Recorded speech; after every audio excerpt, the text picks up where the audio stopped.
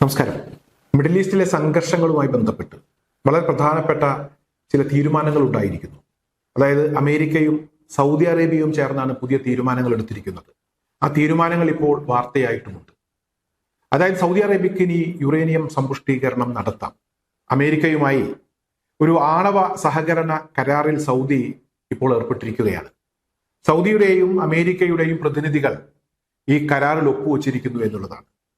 Uranium സമ്പുഷ്ടീകരണം നടത്താം. അതുപോലെ തന്നെ ഈ ആണവ സാമഗ്രികൾ അത് ആയുധ നിർമ്മാണവുമായി ബന്ധപ്പെട്ട് അതിലേക്ക് കടന്നാലും കുഴപ്പമില്ല എന്നതാണ് ഇപ്പോൾ അമേരിക്കയുടെ നിലപാട്. സാധാരണ ഈ ആണവ കരാറുകളിലൊക്കെ ഏർപ്പെടുമ്പോൾ ആയുധ നിർമ്മാണവുമായി ബന്ധപ്പെട്ട് അതിലേക്ക് കടക്കാൻ പാടില്ല എന്ന ഒരു നിർദ്ദേശം അമേരിക്ക മുന്നോട്ട് വെക്കാറുണ്ട്, ആ കരാറിൽ ഉൾപ്പെടുത്താറുണ്ട്. എന്നാൽ ഇവിടെ അത്തരത്തിലൊരു കരാറല്ല ഇപ്പോൾ രൂപപ്പെട്ടിരിക്കുന്നത്. 30 വർഷത്തേക്കാണ് ഈ കരാറിന്റെ കാലയളവ്.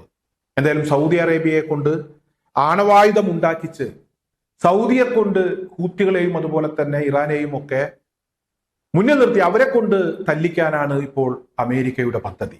മറ്റെല്ലാ പരിപാടികളും അത് പരാജയപ്പെട്ടു എന്ന് അമേരിക്കക്ക് ബോധ്യപ്പെട്ടിരിക്കുന്നു. ഒരു ഭാഗത്ത് ഇറാന്റെ ഭാഗത്തു നിന്നുള്ള ഭീഷണി സൗദി അറേബ്യക്കുണ്ട്, അതുപോലെ തന്നെ ഹൂത്തികളുടെ ഭാഗത്തു നിന്നുള്ള ഭീഷണിയുമുണ്ട്. എന്തായാലും ഈ ഭീഷണികളെയൊക്കെ മറികടക്കാൻ അമേരിക്ക വലിയ ആയുധ കച്ചവടം ഇപ്പോൾ ഈ ഗൾഫ് മേഖലകളിൽ നടത്തിക്കൊണ്ടിരിക്കുന്ന ഒരു സാഹചര്യത്തിലാണ് പുതിയ ഒരു ആണവ കരാർ സൗദിയുമായി ഇപ്പോൾ ഉണ്ടാക്കിയിരിക്കുന്നത്. വളരെ പ്രധാനപ്പെട്ട ഒരു വിവരം തന്നെയാണ്, അക്കാര്യത്തിൽ തർക്കമില്ല. മറ്റൊരു പ്രധാനപ്പെട്ട കാര്യം എന്ന് പറയുന്നത് ഈ കഴിഞ്ഞ ദിവസം ജോർദാനിലേക്ക് നടന്ന ആക്രമണവുമായി ബന്ധപ്പെട്ട് പുറത്തു വന്ന ഒരു വാർത്തയാണ്. എന്തായാലും ഈ ആക്രമണവുമായി ബന്ധപ്പെട്ട് ഇറാന്റെ അവകാശവാദങ്ങൾ പലരും ഇവിടെ തള്ളിയപ്പോൾ ഇറാൻ ആ അവകാശവാദങ്ങളിൽ ഉറച്ചു നിന്നിരുന്നു. 3 അമേരിക്കൻ സൈനികർ കൊല്ലപ്പെടുകയും ചെയ്തു. ഇക്കാര്യം അമേരിക്ക സ്ഥിരീകരിച്ചതാണ്. എന്നാൽ നിരവധി അമേരിക്കൻ സൈനികർക്ക് ഗുരുതരമായി പരിക്കേറ്റു എന്ന് ഇപ്പോൾ അമേരിക്ക തുറന്ന് സമ്മതിച്ചിരിക്കുന്നു എന്നുള്ളതാണ്. മാത്രമല്ല നിരവധി യുദ്ധവിമാനങ്ങളും അതുപോലെ തന്നെ MQ-9 റീപ്പറുകളും വിമാനങ്ങൾ അറ്റകുറ്റപ്പണി നടത്തുന്ന കെട്ടിടവും ഒക്കെ ഇറാന്റെ ആക്രമണത്തിൽ തകർന്നുപോയി എന്നാണ് പുതിയ ഉപഗ്രഹ ചിത്രങ്ങൾ വ്യക്തമാക്കുന്നത്. അതായത് അത്ര ശക്തമായിരുന്നു ഇറാന്റെ ഭാഗത്തു നിന്നുണ്ടായിട്ടുള്ള ആക്രമണം എന്ന വാർത്തകൾ പുറത്തു വരികയാണ്. ഈ വാർത്തയുമായി ബന്ധപ്പെട്ട് ഈ വാർത്തയ്ക്ക് ഒരു സ്ഥിരീകരണം ഉണ്ടായിരിക്കുകയാണ്. അമേരിക്കൻ മാധ്യമങ്ങൾ തന്നെ ഇക്കാര്യം ഇപ്പോൾ പുറത്തുവിട്ടിരിക്കുകയാണ്. നേരത്തെ ഇറാൻ പറഞ്ഞപ്പോൾ അതൊക്കെ വെറുതെ വിടുവായുത്തം പറയുകയാണ് എന്ന നിലപാടായിരുന്നു ചിലർക്കൊക്കെ ഉണ്ടായിരുന്നത്. എന്നാൽ ആ നിലപാടിൽ നിന്ന് പലർക്കും മാറേണ്ടി വന്നിരിക്കുന്നു എന്നതും വളരെ പ്രധാനപ്പെട്ട ഒരു വാർത്തയാണ്. അതുപോലെ തന്നെ ഇവിടെ ഈ യുദ്ധവുമായി ബന്ധപ്പെട്ട് നേരത്തെ ഫെബ്രുവരി 28-ന് അമേരിക്കയും ഇസ്രായേലും സംയുക്തമായി ഇറാനെതിരെ ആക്രമണം നടത്തിയപ്പോൾ അവരാദ്യം ആക്രമിച്ചത് ടെഹ്റാനെയായിരുന്നു, ഇറാന്റെ തലസ്ഥാനത്തെയായിരുന്നു. ഈ ആക്രമണത്തിലൂടെയാണ് ഇറാന്റെ പരമോന്നത നേതാവ് ആയത്തുള്ള അലി ഖംനായി കൊല്ലപ്പെടുന്നത്. അതുപോലെ തന്നെ പല പ്രമുഖരും കൊല്ലപ്പെട്ടത് ടെഹ്റാനിലേക്ക് നടത്തിയ ആക്രമണത്തെ തുടർന്നാണ്. എന്തായാലും ഈ ആക്രമണവുമായി ബന്ധപ്പെട്ട് അതിന്റെ പ്രത്യാഘാതം വളരെ വലുതായിരുന്നു. വലിയ നഷ്ടങ്ങൾ ഇറാൻ ഉണ്ടായിട്ടുണ്ട്. പക്ഷെ ഇവിടെ ഇപ്പോൾ 10 ദിവസം കഴിഞ്ഞു ഇറാൻ അമേരിക്ക യുദ്ധം തുടങ്ങിയിട്ട്. ഈ 10 ദിവസത്തിൽ ഒരിക്കൽ പോലും അമേരിക്ക ടെഹ്റാനെ ലക്ഷ്യം വെച്ച് ഒരു മിസൈലോ അല്ലെങ്കിൽ ഒരു യുദ്ധവിമാനമോ അയക്കാൻ അമേരിക്ക തയ്യാറായിട്ടില്ല. അത് വളരെ പ്രാധാന്യത്തോടു കൂടി അന്താരാഷ്ട്ര മാധ്യമങ്ങൾ ആ ഒരു സംഭവവുമായി ബന്ധപ്പെട്ട് ചില വാർത്തകൾ പുറത്തുവിട്ടിട്ടുണ്ട്.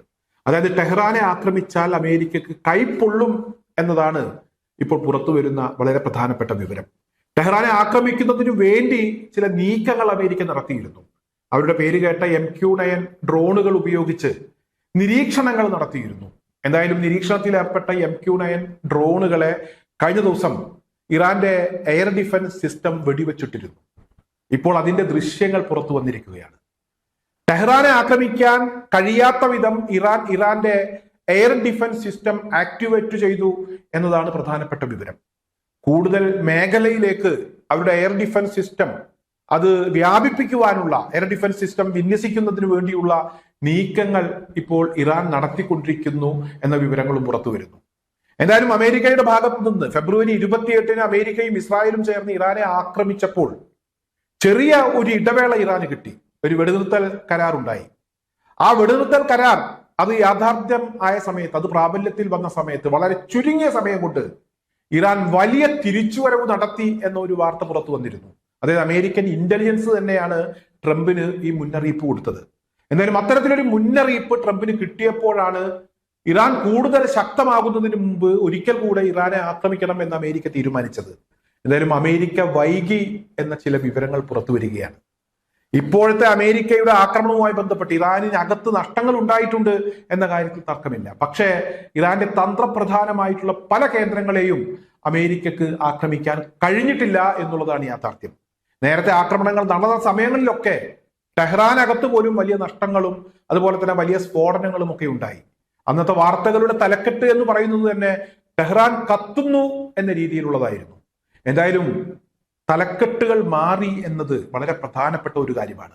ഇപ്പോൾ ഏറ്റവും കൂടുതൽ നമുക്ക് കാണാൻ കഴിയുന്ന വാർത്ത ജോർദാൻ കത്തുന്നു, കുവൈത്ത് കത്തുന്നു, ബഹ്റൈൻ കത്തുന്നു എന്ന രീതിയിലുള്ളതാണ്. അന്താരാഷ്ട്ര മാധ്യമങ്ങളിൽ പ്രത്യക്ഷപ്പെടുന്ന വാർത്തകളിൽ ഏറിയ പങ്കും ഇവിടെ ഇറാന്റെ തിരിച്ചടികളുമായി ബന്ധപ്പെട്ടാണ്. അമേരിക്ക നടത്തുന്ന ആക്രമണങ്ങളിൽ ഇറാന്റെ തുറമുഖ നഗരങ്ങൾക്ക് വലിയ കേടുപാടുകൾ സംഭവിച്ചിട്ടുണ്ട്, വലിയ നഷ്ടങ്ങൾ ഇറാൻ ഉണ്ടായിട്ടുണ്ട്.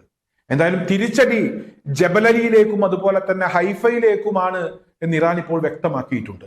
അത്തരത്തിലൊരു നീക്കം ഇറാന്റെ ഭാഗത്തു നിന്നുണ്ടായാൽ അത് ഇസ്രായേലിനെ കാര്യമായ രീതിയിൽ ബാധിക്കും. അല്ലെങ്കിൽ തന്നെ മിഡിൽ ഈസ്റ്റിലെ പ്രതിരോധ സംവിധാനങ്ങൾ താറുമാറായ സാഹചര്യത്തിൽ ഇസ്രായേൽ വലിയ ഭയപ്പാടിലാണ് എന്ന വിവരവും പുറത്തു വരുന്നുണ്ട്.